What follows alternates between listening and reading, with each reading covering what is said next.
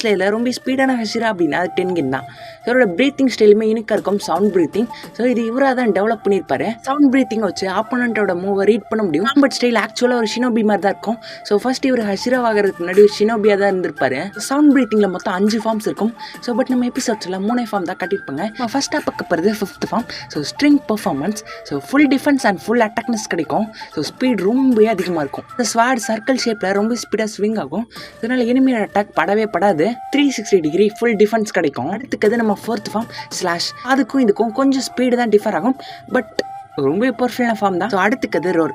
Twin ஸ்வாடை வச்சு நார்மலான டீமன்ஸை அசால்ட்டாக டிஃபீட் பண்ண முடியும். இது எல்லாமே நம்ம கியோட்ரோட பேட்டில் பண்ணும்போது பார்க்க முடியும். ஃபர்ஸ்ட் இவர் தண்டர் பிரீத்திங் தான் ட்ரை பண்ணியிருப்பாரு. லேட்டராக தான் சவுண்ட் பிரீத்திங்கை கிரியேட் பண்ணியிருப்பாரு.